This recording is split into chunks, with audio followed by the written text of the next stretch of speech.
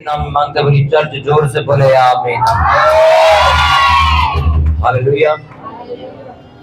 भाई भाई यहां से पकड़ो उसको, अपने पड़ोसी को बोलो ध्यान से सुन। सुनने से ही विश्वास पैदा होता है और यही विश्वास तेरा उद्धार करवाएगा। पुराना नियम निर्गमन उसका 15 उसका 26वां वचन में पढ़ूंगा और सभी लोग ध्यान से सुनेंगे। पुराने नियम की पुस्तक निर्गमन उसका 15 अध्याय उसका 26वां वचन में पढ़ूंगा और सभी लोग ध्यान से सुनेंगे। निर्गमन 15 उसका 26वां वचन में पढ़ूंगा, सभी लोग ध्यान से सुनेंगे। यदि तू अपने परमेश्वर यहोवा का वचन तन मन से सुने और जो उसकी दृष्टि में ठीक है वही करे और उसकी आज्ञाओं पर कान लगाए और उसकी सब विधियों को माने, तो जितने रोग मैंने मिस्रियों पर भेजे हैं उनमें से एक भी तुझ पर ना भेजूंगा, क्योंकि मैं तुम्हारा चंगा करने वाला यहोवा हूं। सब बोलो आमीन। मैं फिर से पढ़ूंगा, इसको ध्यान से सुनेंगे। यदि तू अपने परमेश्वर यहोवा का वचन तन मन से सुने और जो उसकी दृष्टि में ठीक है वही करे और उसकी आज्ञाओं पर कान लगाए और उसकी सब विधियों को माने, तो जितने रोग मैंने मिस्रियों पर भेजे उनमें से एक भी तुझ पर ना भेजूंगा, क्योंकि मैं तुम्हारा चंगा करने वाला यहोवा हूं। सब बोलो आमीन।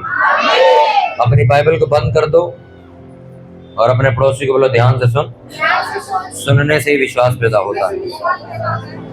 हालेलुया। बाहर आवाज आ रही सबको? हालेलुया।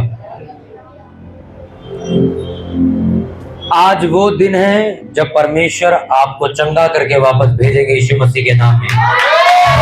हालेलुया। मैंने कहा आज वो दिन है जब तुम्हारे मसलों का आज हल हो जाएगा यीशु मसीह के नाम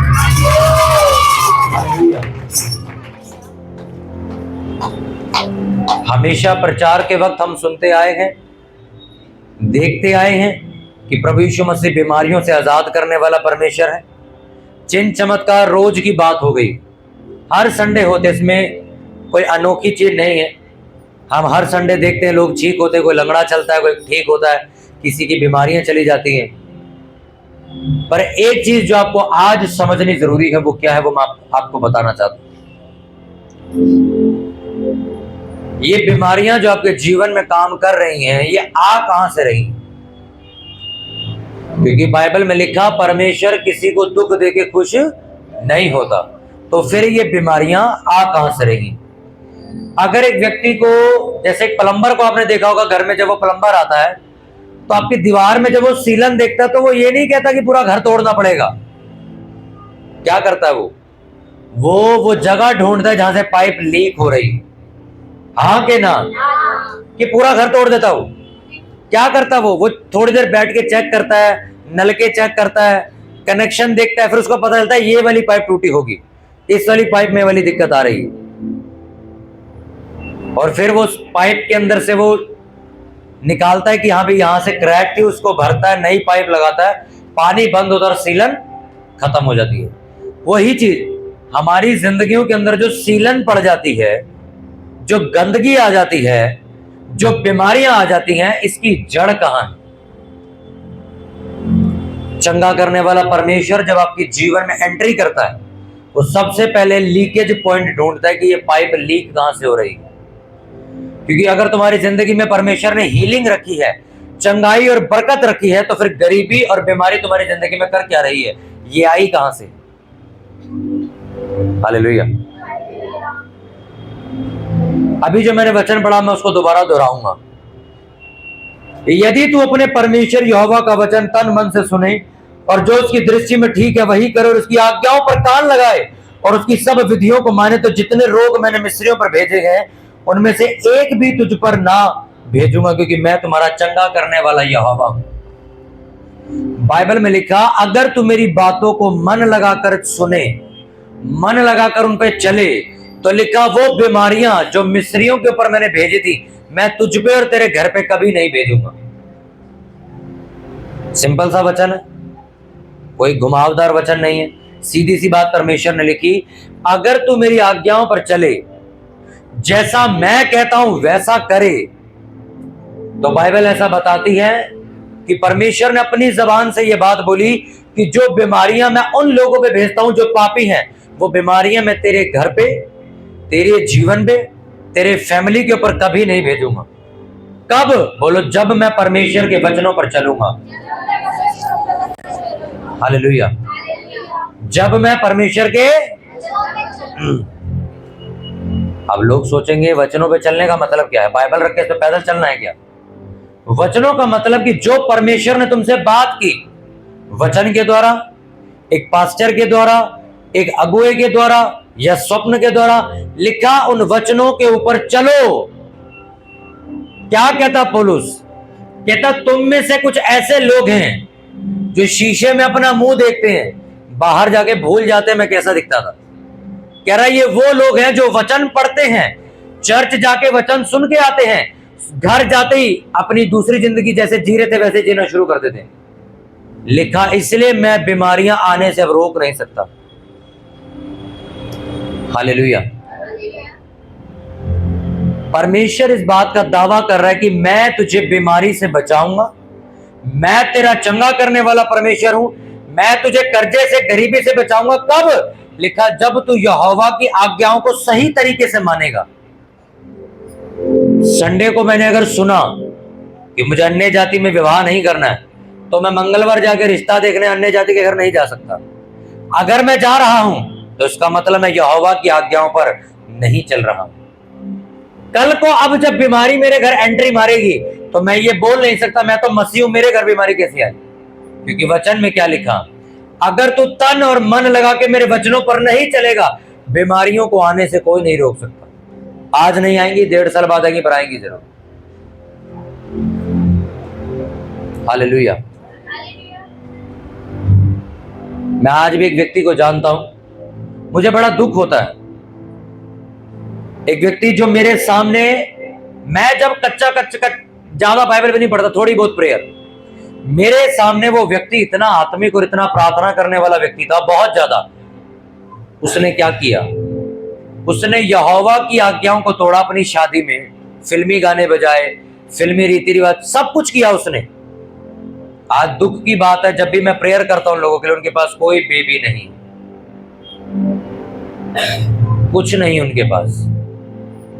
आज मेरे ख्याल से 7-8 साल हो गए होंगे इस बात को, नहीं 6 साल हो चुके हैं।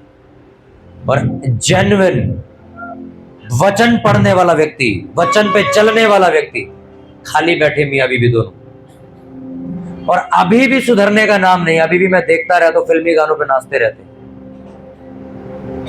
बाइबल क्या बताती है? अगर तू वचनों पर नहीं चलेगा, लोगों को क्या लगता है मैं आपको बताता हूं, अरे देखो मैंने तो देखो ये काम कर भी लिया, देखो कुछ भी नहीं हुआ। आपको क्या लगता है रात को आप पाप करोगे सुबह मर जाओगे क्या? ऐसा तो कभी भी नहीं होता। उसका प्रभाव कुछ दिनों बाद आपको नजर आने लगता है कि जो तुमने गलती कर दी है अब उसका भुगतान शुरू होगा। परमेश्वर के वचन में कोई भी ऐसा वचन नहीं जो तुम्हें डराए, ऐसा नहीं करेगा तो ऐसा हो जाएगा, ऐसा नहीं करेगा तो ऐसा हो जाएगा। बल्कि बाइबल में तो लिखा आज तू माफी मांगे, आज ही तेरे पाप मैं खत्म कर सकता हूं, और वो जिंदगी जो बर्बाद हो चुकी तुझे ठीक कर सकता हूं अगर तू माफी मांग ले तो। लिखा अगर तू मेरे वचनों पर ध्यान लगाए, मेरी आज्ञाओं पर चले, तो लिखा जो बीमारियां, जो श्राप, जो दुख मैंने मिस्रियों के ऊपर भेजे हैं तुम्हारे ऊपर नहीं भेजूंगा। यह साफ तौर पर वचन लिखा हुआ है। आपने अगर बाइबल की पहली किताब अगर आप पढ़ो तो बाइबल की पहली किताब पढ़ते ही आपको एक बात समझ आ जाएगी कि बीमारी, दुख, कलेश आया कहां से। बाइबल में लिखा जब पहला व्यक्ति दुनिया में बनाया गया जिसका नाम आदम था, उसकी पसली निकाल के हवा बनाई गई, तो आदम को जो बोले गए शब्द थे वो ये थे, परमेश्वर ने कहा था वो कभी नहीं मरना, मौत थी नहीं, उसको मरना नहीं था कभी भी। परमेश्वर ने बोला इस वाटिका में तुझे रहना है, इस वाटिका के सारे फल तू खा सकता है, पर भले बुरे ज्ञान का जो पेड़ लगा उसका फल तू कभी मत खाना, ये मेरी आज्ञा है। उस पेड़ का फल छोड़ के सारे फल खा सकता है। दूसरा, जब आदम को बनाया गया था ना कर्जा था, ना गरीबी थी, ना दुख था, ना बीमारी थी, ना मौत थी, कुछ भी नहीं था।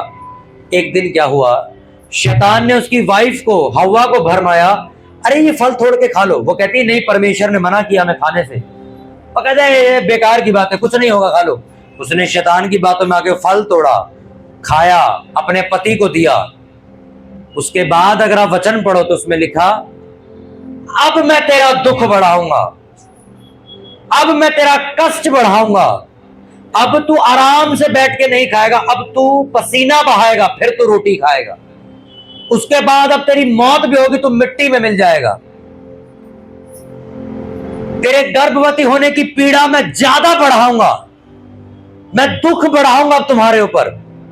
पहले ये शब्द नहीं थे, पर जैसे ही उन्होंने आज्ञा तोड़ी, उसके बाद यहोवा परमेश्वर के मुंह से शब्द निकले, अब तेरा दुख इस धरती पर मैं बढ़ा दूंगा। पहले कांटे, उटकारे, गंदी जंगली फसल नहीं उगती थी। आप पढ़ के देखो बाइबल को। जब उन्होंने पाप किया तब परमेश्वर ने बोला, अब ये पृथ्वी कांटे वाली घास उगाएगी, तुझे तोड़ना पड़ेगा, तुझे फसल खुद उगानी पड़ेगी, तू पसीना बहाएगा और फिर रोटी खाएगा, ऐसे तुझे रोटी नहीं मिलेगी, और अब तू मरेगा भी। पहले तू मरता नहीं, अब तू मरेगा।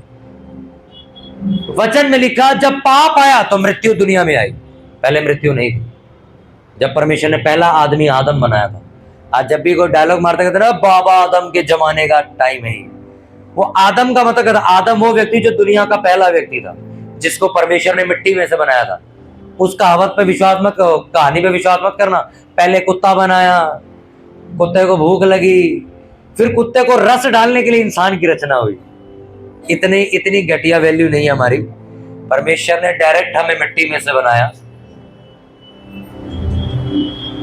पर आप अगर बाइबल को पढ़ो, जब मैं इस वचन को पढ़ रहा था, मैंने देखा आज्ञा तोड़ने से पहले का जीवन ऐसा था। परमेश्वर शाम के ठंडे टाइम आके आदम के गले में हाथ डाल के घूमता था, पर जब उन्होंने आज्ञा तोड़ दी, परमेश्वर की उपस्थिति वहां से चली गई, वाटिका से उन्हें बाहर निकाल देगा। लिखा,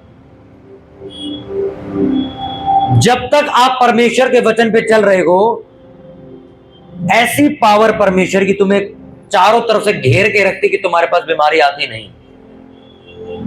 जहां पर हमारी पुरानी चर्च थी, आप सोचो वहां पे क्या हुआ। जहां ये चर्च पहले थी, आज से 3 साल पहले, छोटी चर्च थी वो, तो जो पड़ोसी थे हमारे, वो बड़ा मजाक उड़ाते थे चर्च का, प्रभु यीशु मसीह का बहुत मजाक उड़ाते थे, गलत गलत इल्जाम लगाते थे। अच्छा, 2019 की नहीं, 2020 में और 21 में कोरोना शुरू हुआ, आपको मालूम होगा। कोरोना शुरू हुआ तो सारे घरों में पैक हो गए, क्वारंटाइन लग गया, सब घर में पैक हो गए। अब सुनो ध्यान से, मेरे घर के साइड वाला परिवार सारा कोविड के अंदर पैक हो गया, उन सबको वो इन्फेक्शन हो चुका था। मेरे इधर हाथ में जो पड़ोसी थे, जो मजाक उड़ाते थे, सारा परिवार कोविड में बैठा हुआ था, दोनों जगह। हमारा घर ऐसे ही बैठा, हमें कोई कोरोना नहीं। हम लोग रोज पुलाव बना के पतीले में और कंटेनरों में भर के सड़क पे जाते थे बांटने के लिए, हर रोज कोरोना में, जब सड़कों पे कर्फ्यू लगा हुआ था। और लोगों को मिलते थे, लोगों को डोंगे दे के आते थे, प्रार्थना करते थे। हाउस मीटिंग चल रही थी उस टाइम पे, क्योंकि चर्च बंद हो गई थी। सोचो, हमें वायरस नहीं लगा हो। और मैंने सुबह उठ के क्या देखा, मैंने कहा यार, नीचे इतने ये डॉक्टर नर्स क्यों घूम रहे हैं।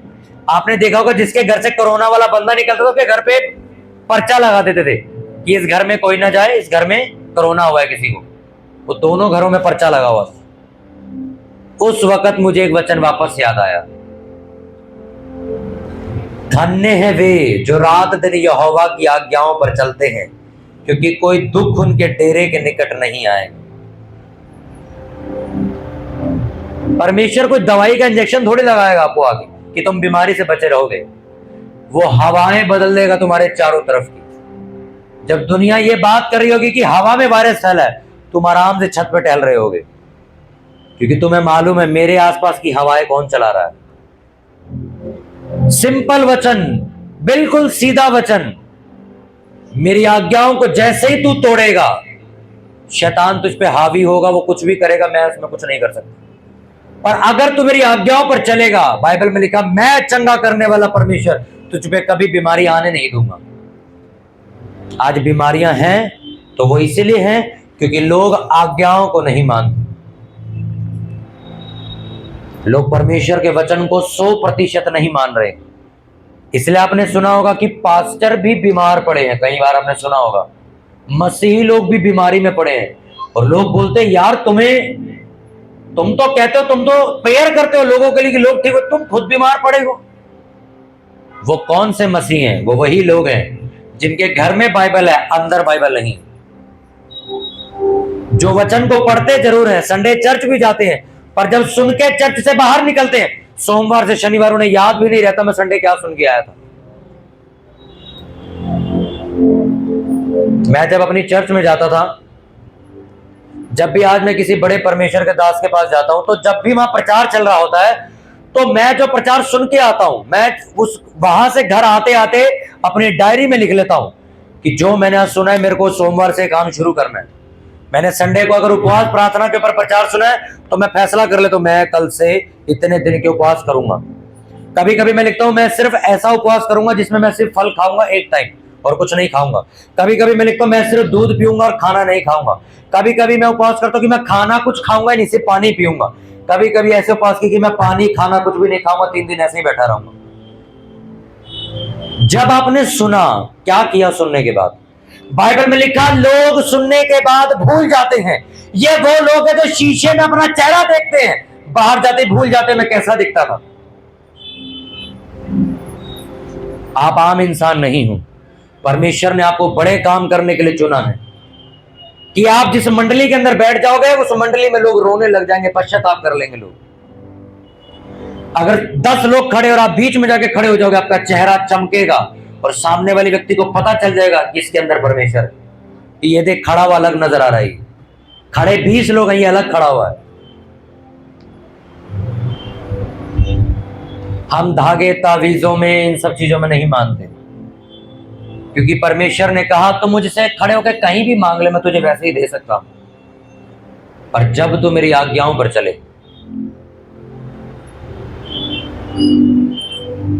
आज्ञाओं पर चलने का मतलब क्या है? एक व्यक्ति की फैमिली का मुझे पता चला हर हफ्ते बीमार, हर हफ्ते बीमार, हर हफ्ते बीमार। वजह, ना चर्च जाते हैं, ना प्रार्थना अटेंड करते हैं, ना संगति जाते हैं, ना उपवास प्रार्थना करते हैं। जब तुम आज्ञा ही नहीं मान रहे बपतिस्मा लेने के बाद, तो शैतान को मौका मिलेगा तुम्हारी जिंदगी खराब करने का। कितनों को बात समझ आ रही है? जैसे ही आज्ञा टूटी, दुख एंट्री कर गया लोगों के जीवन में। आज्ञा कैसे टूटती है? मैंने बपतिस्मा ले रखा है, कहीं पर लंगर लग रहा है, आप रुक गए और खाने लग गए। आपने आज्ञा तोड़ दी, परमेश्वर ने मना किया। आपको मालूम है जिस जगह मैं जा रहा हूं वहां पे शराब ही शराब, नशा ही नशा होगा। मैं क्या करने जा रहा हूं शादी के अंदर?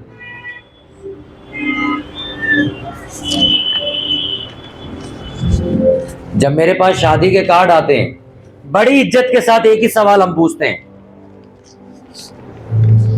मसीह लोगों से, कैसे शादी कर रहे हो?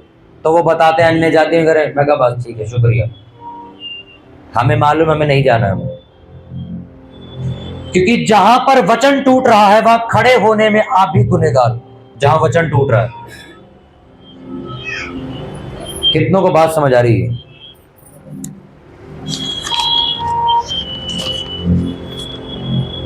हालेलुया। अपने पड़ोसी को बोलो ध्यान से सुन। सुनने से विश्वास पैदा होता है। साइड कर दो। हालेलुया। कहां से आ रही है बीमारी बताओ? जहां आज्ञा टूट रही है, जहां पे वचन टूट रहा है। आपके घर में आप देखते हो कि मेरा बच्चा इस वचन को तोड़ रहा है, आप नहीं बचा पाओगे उसे। परमेश्वर यहोवा ने एली को क्यों डांटा था? वो कहता तेरे लड़के इतने गलत काम करते, तूने डांटता क्यों नहीं है? वो कुछ बोलता ही नहीं था। अरे ठीक है, अरे ठीक है। लिखा वो अंदर ही मर गए उसके लड़के, बचाया नहीं किसी ने उसको। और एली ने कंप्लेंट भी नहीं करी कि मेरे लड़के क्यों मार दिए परमेश्वर, क्योंकि एली जानता था मेरे लड़के गलत काम कर रहे, वचन तोड़ रहे हैं, और मैं उन्हें डांट नहीं रहा हूं। आपके बच्चों की जिंदगी कितनी अच्छी होगी आप लोग डिसाइड करते हो। आपको मालूम है शमूएल कौन था?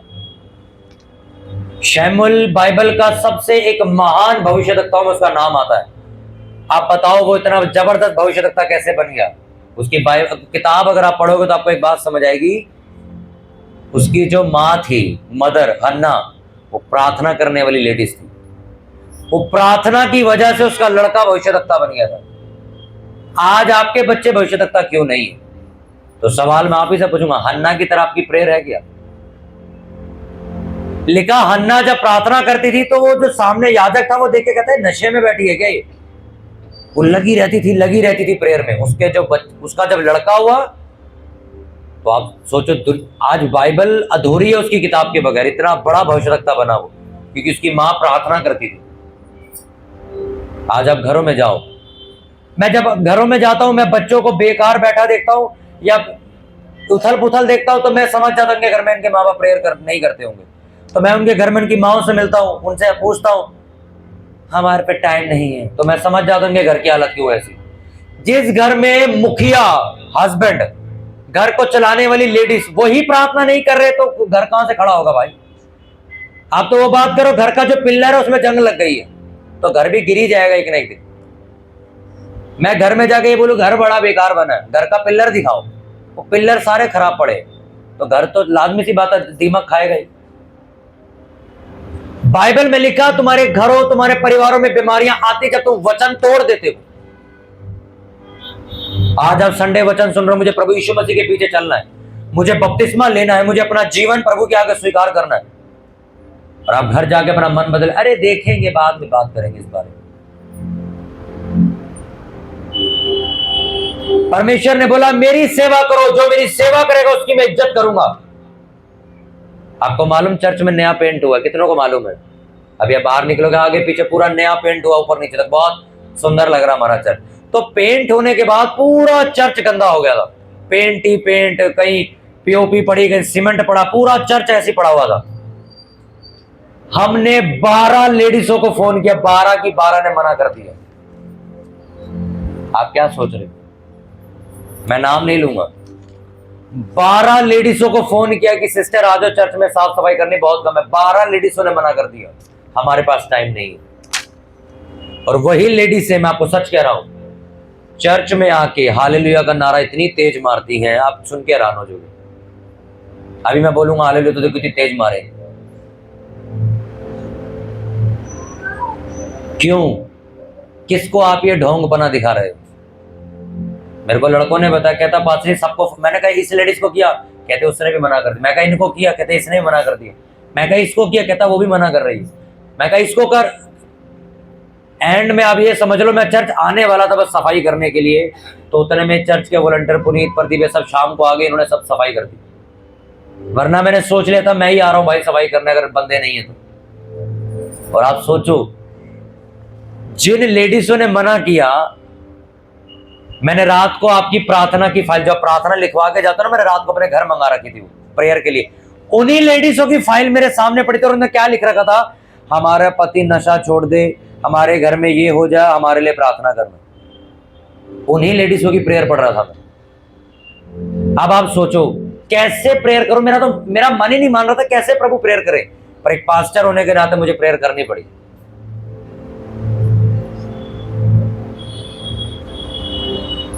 जब मैं चर्च आया, मेरे यार दोस्त जो थे लड़कों के साथ मैं घूमता था, मेरा बहुत मजाक उड़ाते थे, अरे तू चर्च जाने लग गया, तू तो पंजाबी फैमिली से, तूने धर्म बदल लिया होगा, तेरे को पैसे मिले होंगे।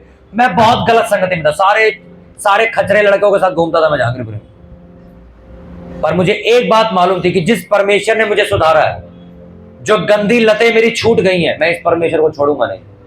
मैं हर शुक्रवार को चर्च लगती थी उस टाइम पे, हर शुक्रवार चर्च जाता था, सेवा करता था, चप्पलें उठाता था, दरियां बिछाता था। हर बड़ा मेरे को कभी पास्टर ने फोन नहीं किया, मैं आपको सच कह रहा हूं, मैं अपनी तारीफ नहीं कर रहा हूं। हमें, मेरी बहन को और मुझे कभी मेरे पास्टर ने फोन नहीं किया कि आओ सेवा करो। हमें तो बल्कि मैं अपनी बहन से पूछा था, तू यार जॉब से वहां पहुंचे, मैं तो 4 बजे जा रहा हूं। हमें इतना मजा आता था चर्च जाने में, खुद ही चले जाते थे। उस टाइम पे मेरे पास फोन भी नहीं था। इसीलिए परमेश्वर ने मुझे बड़ी सेवा दी। क्यों? क्योंकि मुझे सेवा करने में मजा आता था।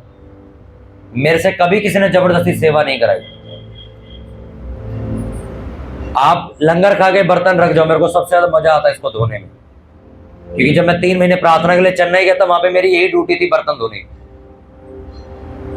वो तो आज चर्च बड़ी हो गई तो सब लोग करते, तो आज हम कर नहीं पाते। कहां से आती हैं बीमारियां तुम्हारे अंदर? बाइबल में लिखा, अगर तुम परमेश्वर की आज्ञाओं को तोड़ दोगे, लिखा, वो बीमारियां तुम्हारे घर चली जाएंगी।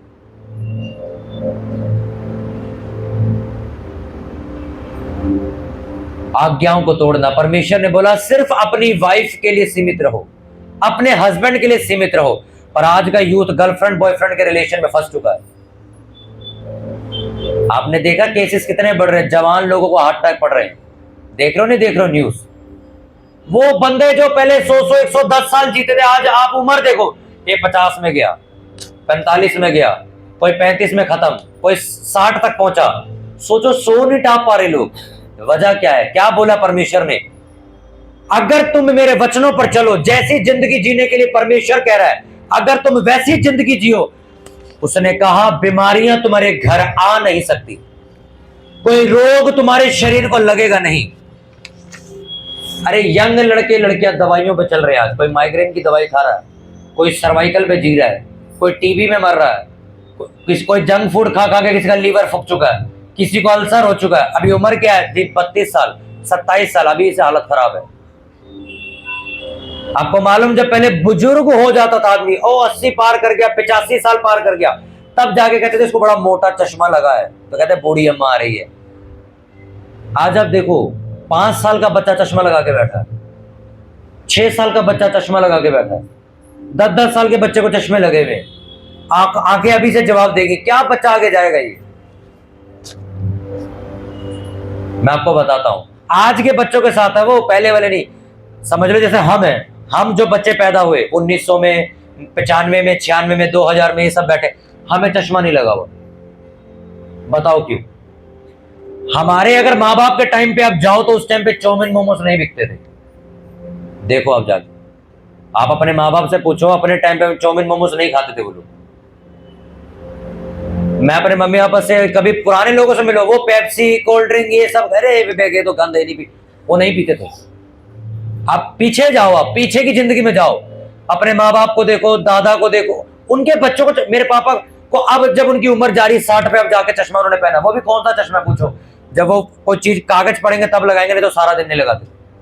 मेरी मम्मी को आपने नहीं देखा होगा, कभी खाना बनाएंगे तो आंखों पे लगे ताकि धुआं ना लगे। और सोचो हमें चश्मे नहीं लगे, क्यों? हमारे माँ बाप का बैकग्राउंड देखो आप। पहले के टाइम पे लोग गुड़ खाते थे, चीनी नहीं खाते थे। आज के टाइम पे गुड़ पता ही नहीं किसी अगर है कि नहीं, चीनी चल रही है लोगों के घर, पागलों की तरह चीनी खा रहे हैं। भूख लगी तो हमारे घर में पहले टाइम में रोटी घर पे बनती थी, सब्जी खेत से तोड़ लाए, चाउमीन लेके आ जा फुल प्लेट, जा मोमोज पैक करा ला मेरे लिए, जा ये जा पेप्सी ले, प्यास लग रही, जा पानी नहीं पियेंगे, जा पेप्सी लेके आ।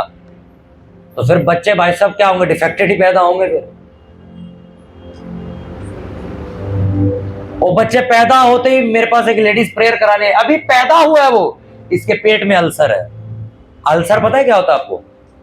अल्सर का मतलब होता है जो पेट की जो नसें होती है उस पे, आपने कभी देखा चेहरे पे दाना हो जाता है, पूरी नसों पे हो गया उसकी, समझ लो नसें उसकी सड़ गई है, झुलस गई है, ज्यादा मिर्च मसाले वाला खाना खाने की वजह से।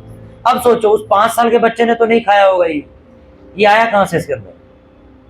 उसकी माँ मुंह छुपा रही है अब, क्योंकि माँ रोटी घर में बनाती नहीं है, वो चाउमीन मोमोज चिली पटेटो ये ले भैया, और तीखे कर दो इसको, धुआं निकलना चाहिए।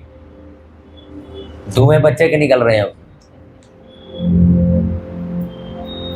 मैं भी खाता था ये सब चीजें, पर एक दिन जब मैं प्रार्थना में बैठा तो मेरे प्रेयर रूम के साथ में खिड़की बनी हुई है, खिड़की से नीचे रोड दिखती है, तो मैंने अपनी खिड़की खोली तो मैं नीचे देखने लगा, तो हमारे नीचे पूरी मार्केट है। रात के 11:30 बज रहे थे उस टाइम, 11:30 बजे नीचे मोमोज वाले के पास लोग झुंड बना के मोमोज चाउमीन खा रहे थे। कितने बजे? 11:30 बजे। आप सोचो 8-9 बजे लोगों के घर रोटी खाने का टाइम होता है, 11:30 बजे वो व्यक्ति मोमोज खा रहा है नीचे खड़े होकर, पूरा परिवार, उसकी वाइफ खड़ी थी, बच्चे खड़े थे, सब मोमोज चाउमीन खा रहे 11:30 बजे। तो मैं रोज देखता हूं, उस दिन जैसे मैं देख रहा, परमेश्वर ने मुझे क्या बोला, कहते देख आने वाले टाइम में उम्रें कम हो जाएंगी। परमेश्वर ने क्या बोला? कहते ये टाइम खाने का तो है ही नहीं, दूसरा, जो ये खा रहे हैं, ये वाला खाना मैंने खाने को बोला ही नहीं है। आप जैसे सोना खरीदते हो आज 4-5 हजार रुपए का, आप 15 साल बाद देखते हो 20 हजार का हो गया, 40 हजार का हो गया। तो हम क्या कहते हैं, इन्हें पैसा इन्वेस्ट किया था, देखो आज कितना अच्छा फल मिला इसे। आप अपने शरीर के लिए क्या इन्वेस्ट कर रहे हो? आप गंध खा रहे हो। तो जब आपकी उम्र होगी तो निकलेगा क्या? गुलाब का फूल। वो जो कचरा खाए वो वापस बाहर आएगा। आप क्या खा रहे हो घर के अंदर? अब लोग कहते हैं तलते तो हमारे घर में भी हैं, बाहर भी तलते, तो घर का अच्छा कैसे हुआ? मैंने आपको उस दिन भी समझाया था, एक तेल को आप 10 बार तल रहे हो वो डीजल बन जाता है। वो पेट्रोल जैसा समझ लो वो तेल, उसको एक ही तेल को वो सुबह से लेकर रात तक गर्म किए जा रहा है। आप लोग घर पे खाना बनाते हैं, आपको मालूम है, अगर आपने एक बार पूड़ियां तल ली तो कलर बदल जाता है तेल का। अब सोचो उस तेल के अंदर वो सुबह 7 बजे से लेके शाम के 4 बजे तक तले ही जा रहा है, तले ही जा रहा है। क्या हालत हो चुकी होगी उस तेल की। इसीलिए बाहर के खाने में हमें डिफेक्ट हो जाता है, घर का तला हुआ खा के नहीं हो जाता। गलातियों 6 उसके 7 में लिखा, जो कुछ मनुष्य बोता है वही काटेगा।